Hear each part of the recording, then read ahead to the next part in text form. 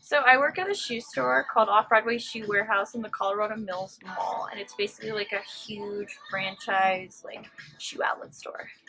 At this store, I do a lot of customer service, so I check people out at the registers. I do a lot of organizing of shoes and helping customers kind of find what they need for like the occasion or their comfort level that they're looking for. So I work with a lot of high school girls that live in the area, and my coworker or my manager, which is he's like 36 and he's a very nice man. But yeah, when you work with girls at a shoe store, it's kind of like there's a lot more like petty drama, so to say, because you're like, oh my god, I don't know if she likes me or why isn't she talking to me and blah blah blah, and it's more like it's a lot more dramatic to work with just girls. I definitely could say.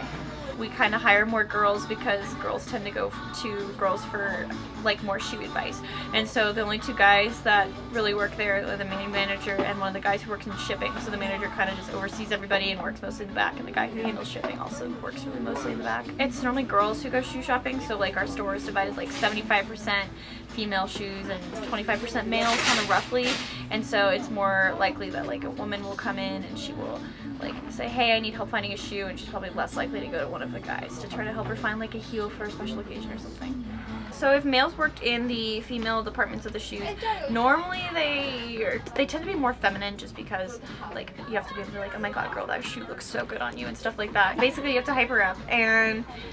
they have like the same like work mentality, like you have to get stuff done, you have to be able to be organized, you have to put the shoes in the right places, but as it comes to customer interaction, it's definitely better if they are like more willing, like you can like relate to girls more kind of in a way. There was this one time that I was working in the men's department, which is really small, and I was over there and I was like, hey, do you need help? And he's like, why would I ever ask a girl an opinion on shoes for a guy and stuff like that? And I'm like, I work here, I obviously know something, but it's kind of hard to like cross genders when looking for shoes, because they think that like if you're a guy, your opinion on a girl's shoe is not going to be important, or if you're a girl, your opinion on a guy's shoe is not going to be as important, or they like play up the whole, hey sweetheart, how do you think that the shoe's going to look on my foot kind of thing as a guy as well. You have to have a lot of patience, especially if you do something like clearance. Clearance is always a mess because some girl will try on a shoe and walk around and then she'll put it somewhere else, and the boxes are always crazy, and so you definitely have to have some discipline and like